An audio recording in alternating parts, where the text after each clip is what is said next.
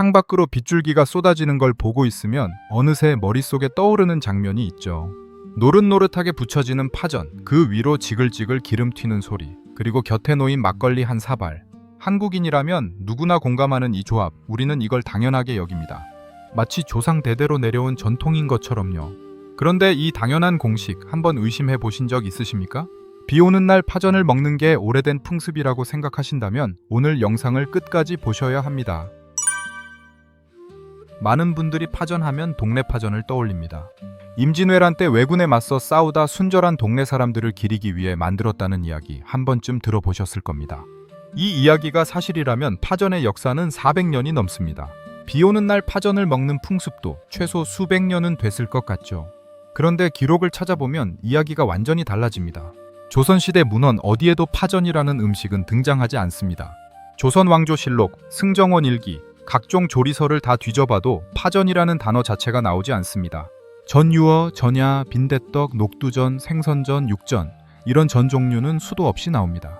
그런데 파전은 없습니다. 어떻게 된 일일까요? 한국민족문화 대백과사제 언의 기록을 보면 답이 나옵니다. 파전은 조선시대의 문헌에는 기록이 없습니다. 파전이 처음 등장하는 건 근대의 조리서들입니다. 조선요리제법이나 한국음식 같은 책들에서야 비로소 파전이 등장합니다. 그러니까 파전이 문헌에 등장한 게 100년 남짓 전이라는 겁니다. 조선시대 500년 내내 파전이라는 음식은 존재하지 않았거나 적어도 기록할 만큼 중요한 음식은 아니었다는 뜻입니다. 그런데 이게 끝이 아닙니다. 파전이 문헌에 등장했다고 해서 바로 대중화된 것도 아닙니다. 지금 우리가 아는 파전, 밀가루 반죽에 쪽파를 넣고 해물을 얹어 기름에 지져내는 그 파전이 전국적으로 퍼진 건 훨씬 나중의 일입니다. 언제냐고요? 1950년대, 빨라야 1960년대입니다. 왜 하필 그 시기일까요? 파전을 만들려면 밀가루가 필요합니다. 기름도 필요하죠. 그런데 이 두 가지가 우리나라에서 흔해진 게 바로 그 시기이기 때문입니다. 여기에는 우리가 잘 모르는 혹은 알면서도 잊고 있던 현대사의 한 장면이 숨어 있습니다. 조선시대 사람들이 전을 몰랐던 건 아닙니다. 오히려 전은 매우 다양하게 발달한 음식이었죠. 궁중에서는 전야라고 불렀고 민간에서는 전유어, 전유화, 부침개, 지짐이 같은 이름으로 불렸습니다. 재료도 다양했습니다. 고기를 얇게 저며 부친 육전, 생선살을 발라 부친 어전, 호박이나 버섯 같은 채소를 넣은 전들까지 기록에 남은 전의 종류만 수십 가지가 넘습니다. 그런데 이 수많은 전 목록 어디에도 파전은 없습니다.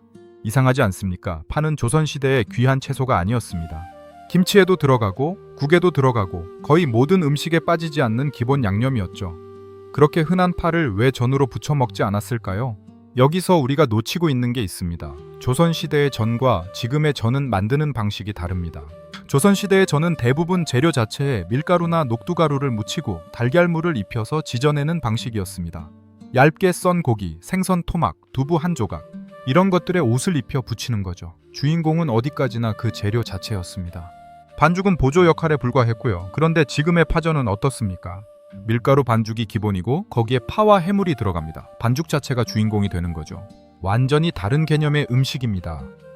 조선시대에 이런 방식의 전이 없었던 건 아닙니다. 빈대떡이 있었죠. 녹두를 갈아서 반죽을 만들고 거기에 여러 재료를 넣어 부치는 음식. 이건 반죽 자체가 주인공인 전입니다. 하지만 빈대떡의 반죽은 녹두로 만들었습니다. 밀가루가 아니라요. 여기서 핵심이 나옵니다. 밀가루입니다. 조선시대의 밀은 귀한 곡물이었습니다. 쌀, 보리, 조, 수수 같은 곡물에 비해 생산량이 적었고 가격도 비쌌습니다. 밀가루 음식은 특별한 날에나 먹는 것이었죠. 국수가 잔칫날이나 생일에 먹는 귀한 음식이었던 이유가 여기에 있습니다. 이런 상황에서 밀가루 반죽을 기본으로 하는 파전이 대중적인 음식으로 자리 잡기는 어려웠습니다. 녹두를 갈아 만드는 빈대떡이 있었고 그게 반죽 기반 전의 대표 주자였던 거죠. 그렇다면 파전은 대체 언제 등장한 걸까요? 기록상 파전이 처음 등장하는 건 근대 조리서들입니다. 하지만 이때의 파전도 지금과는 조금 달랐습니다. 대중적인 음식이라기보다는 가정에서 만들어 먹는 여러 전 중 하나로 소개된 정도였죠. 파전이 본격적으로 대중화된 건 해방 이후, 특히 한국전쟁 이후입니다. 여기에는 결정적인 계기가 있었습니다. 바로 미국에서 들어온 밀가루입니다. 한 음식 역사 연구에 따르면 파전이라는 메뉴가 본격적으로 등장한 건 1970년대 이후로 봐야 한다고 합니다. 식용유가 1960년대만 해도 고급 선물 세트에 들어갈 정도로 비싼 물건이었기 때문입니다. 밀가루도 마찬가지였고요. 1950년대만 해도 밀가루 선물 세트가 있을 정도로 밀가루는 지금처럼 흔한 곡물이 아니었습니다. 그러니까 정리하면 이렇습니다. 파전은 조선시대 문헌에는 등장하지 않습니다. 근대 조리서에 처음 등장하지만 대중적인 음식은 아니었습니다. 밀가루와 식용유가 흔해진 1960년대 이후에야 서서히 퍼지기 시작했고 지금 우리가 아는 형태로 전국적으로 퍼진 건 1970년대 이후입니다. 동네 파전의 400년 역사요? 임진왜란 때 만들어진 전통 음식이요? 유감스럽지만 이건 후대에 만들어진 이야기일 가능성이 높습니다. 부산 현지인들에게도 이런 속설은 생소하다고 합니다. 애초에 동래성 전투는 조선군이 패한 전투라서 사실관계도 맞지 않고요. 동네 파전이 부산 지역의 특산품으로 이름을 알린 건 1980년대 초의 일입니다. 그렇다면 밀가루는 어떻게 갑자기 흔해진 걸까요? 여기에는 우리 현대사의 굵직한 사건이 연결되어 있습니다. 1950년대 초반 한국전쟁이 끝난 직후의 대한민국은 말 그대로 폐허였습니다. 먹을 게 없었습니다. 쌀은 턱없이 부족했고 보리도 모자랐습니다. 굶어 죽는 사람이 나올 정도로 식량 사정이 심각했죠. 정부의 농업 증산 계획은 번번이 실패했고 쌀값은 폭등했습니다. 그런데 같은 시기 지구 반대편의 미국은 정반대 상황이었습니다. 미국은 제2차 세계대전 동안 연합국에 식량을 공급하기 위해 농업 생산을 대폭 늘렸습니다. 문제는 전쟁이 끝나고 유럽이 복구되면서 농산물이 남아돌기 시작한 겁니다. 특히 밀이 심각했습니다. 창고에 쌓인 밀이 넘쳐나서 태평양에 버려야 할 지경이었다고 합니다. 미국 입장에서 이건 골칫거리였습니다. 밀이 남아돌면 가격이 폭락하고 가격이 폭락하면 미국 농민들이 타격을 입습니다. 정치적으로도 문제가 되죠. 그래서 미국은 묘안을 냅니다. 남아도는 농산물을 해외에 원조하는 거였습니다. 1954년 미국은 농업무역발전 미천조배 5을 제정합니다. 미국 공법 480호, 줄여서 PL 4480이라고 불리는 이 법이 한국인의 식탁을 바꿔놓게 됩니다. 이 법의 핵심은 간단합니다. 미국의 잉여 농산물을 개발도상국에 원조 형식으로 보내는 겁니다. 받는 나라는 식량 부족을 해결할 수 있고 미국은 남아도는 농산물을 처리할 수 있으니 서로 좋은 일 아니겠습니까? 물론 그렇게 단순한 문제는 아니었습니다만 1955년 5월 한미잉여농산물 협정이 체결됩니다. 이때부터 미국산 밀이 대량으로 한국에 들어오기 시작합니다. 1956년부터 1960년까지 이 협정을 통해 도입된 잉여 농산물 규모만 약 1억 5,700만 달러에 달했습니다. 도입 품목의 상당 부분이 밀과 보리 같은 곡류였고요. 공짜로 들어온 밀이 아니냐고요? 엄밀히 말하면 무상 원조는 아니었습니다. 하지만 시중 가격보다 훨씬 싸게 들어왔고 대금도 달러가 아닌 원화로 지불할 수 있었습니다. 사실상 거저나 다름없었죠. 이렇게 들어온 밀가루는 한국 사회에 여러 가지 영향을 끼칩니다. 첫째, 값싼 밀가루가 넘쳐나면서 국내 밀 농사가 망했습니다. 가격 경쟁이 안 되니까요. 농민들은 밀 재배를 포기하기 시작했고 국내 밀 자급률은 바닥으로 떨어졌습니다. 지금 우리가 먹는 밀가루의 99% 이상이 수입산인 게 이때부터 시작된 겁니다. 둘째, 저임금 산업화의 기반이 됐습니다. 값싼 밀가루 덕분에 도시 노동자들의 식비가 낮아졌고 이건 곧 임금을 낮게 유지할 수 있다는 뜻이었습니다. 1960년대 경공업 중심의 수출 산업화가 가능했던 배경에는 이 값싼 밀가루가 있었습니다. 셋째, 그리고 오늘 주제와 직결되는 부분인데요. 한국인의 입맛이 바뀌었습니다. 정부는 적극적으로 밀가루 소비를 장려했습니다. 1960년대 분식 장려 운동이 대표적이죠. 쌀이 부족하니 밀가루 음식을 먹으라는 캠페인이었습니다. 심지어 영화관에서 상영 전에 틀어주던 대한뉴스에서는 밀가루가 쌀보다 영양가가 높다는 내용을 홍보하기도 했습니다. 수요일과 토요일을 분식의 날로 지정해서 이날은 쌀밥 대신 밀가루 음식을 먹도록 권장하기도 했고요. 라면이 등장한 것도 이 시기입니다. 1963년 삼양라면이 출시됐을 때 폭발적인 인기를 끈 배경에는 분식 장려 운동과 값싼 수입 밀가루가 있었습니다. 빵집이 늘어나기 시작한 것도 이때입니다. 미국 원조 당국은 밀가루 판매 대금으로 제과제빵 기술 교육을 지원했습니다. 이 교육을 수료한 사람들이 제과점과 빵집을 열었고 미국산 밀가루 소비가 더 늘어나는 선순환 구조가 만들어졌죠. 자, 이제 파전 이야기로 돌아오겠습니다. 밀가루가 흔해졌습니다. 그런데 파전을 만들려면 한 가지가 더 필요합니다. 바로 기름입니다. 밀가루 반죽을 지져내려면 식용유가 있어야 하니까요. 그런데 식용유는 밀가루보다 더 늦게 대중화됩니다. 1960년대만 해도 식용유는 고급 선물 세트에 들어가는 품목이었습니다. 명절에 식용유 한 병 들고 가면 정성 담긴 선물로 통했던 시절이 있었습니다. 지금 생각하면 믿기 어렵지만요. 그러니까 밀가루와 식용유 이 두 가지가 모두 흔해지고 저렴해진 건 1970년대에 들어서입니다.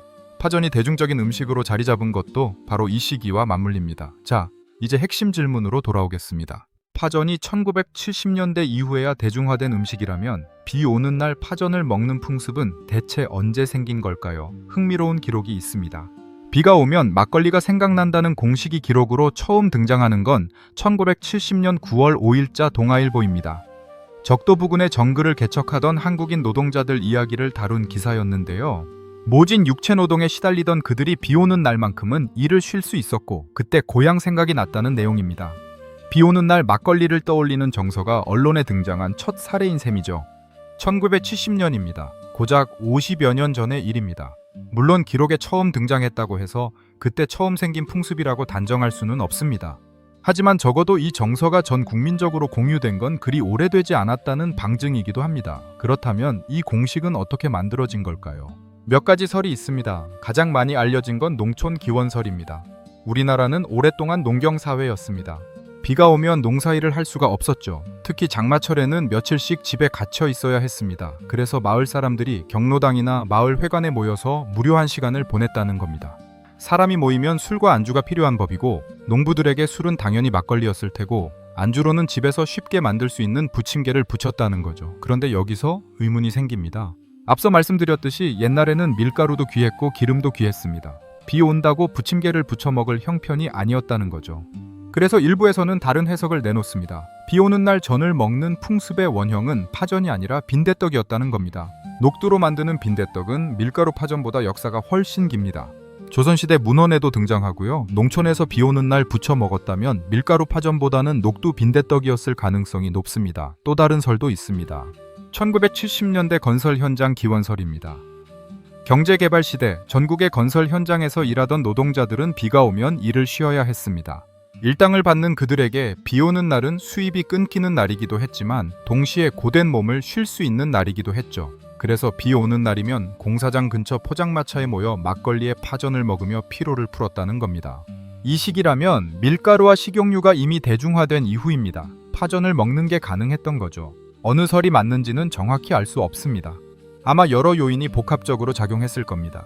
농촌에서 비 오는 날 부침개를 먹던 문화가 있었고 밀가루와 식용유가 대중화되면서 파전으로 형태가 바뀌었고 도시화와 산업화 과정에서 노동자들 사이에서 퍼져나갔을 겁니다.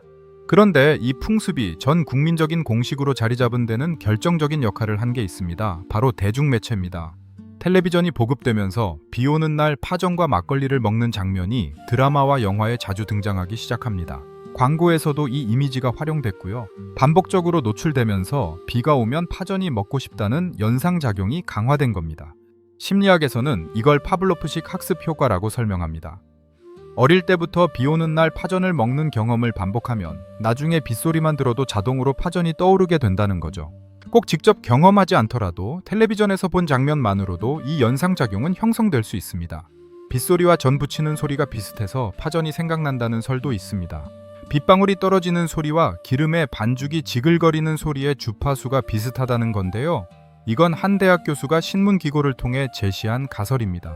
과학적으로 엄밀하게 검증된 건 아니지만 그럴듯하게 들리긴 합니다. 하지만 솔직히 말씀드리면 이 설명은 원인과 결과가 뒤바뀐 것일 수 있습니다. 빗소리가 전 부치는 소리와 비슷해서 파전이 먹고 싶어지는 게 아니라 비 오는 날 파전을 먹는 문화가 먼저 형성되고 나중에 그 이유를 설명하려다 보니 빗소리와 지글거리는 소리를 연결지은 것일 수도 있다는 거죠. 중요한 건 이겁니다. 비 오는 날 파전을 먹는 건 수백 년 내려온 전통이 아닙니다. 기껏해야 40년에서 50년 정도 된 풍습입니다. 그리고 이 풍습이 전 국민적으로 퍼진 데는 밀가루 대중화, 도시화, 대중매체의 역할이 컸습니다.